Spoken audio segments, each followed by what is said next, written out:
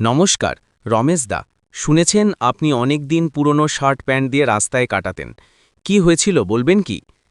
আমার নাম রমেশ। আগে গ্রামের স্কুলে শিক্ষক ছিলাম। সংসার ছিল, একমাত্র ছেলে ছিল। তাহলে কিভাবে আপনি রাস্তায় এসে পড়লেন? কিছু সময় আগে আমার ছেলেটি হঠাৎ অসুস্থ হয়ে যায়। চিকিৎসার জন্য বাড়িতে সব সঞ্চয় শেষ হয়ে গেল। খুব চেষ্টা করেও ছেলেকে বাঁচানো যায়নি। মৃত্যু হলেও ওর ঋণটা থেকে যায়। আমি মানসিকভাবে ভেঙে পড়ি, চাকরাও হারাই, অন্যরকমভাবেই বাঁচার শক্তি আর পাইনি।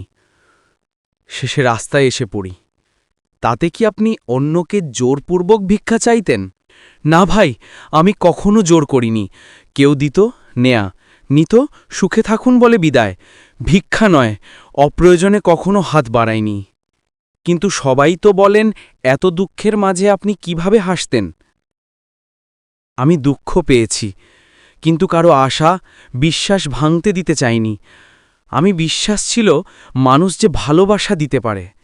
কোনো স্মরণীয় ঘটনা কি আছে যা আপনার মন গলায় ভরেছে?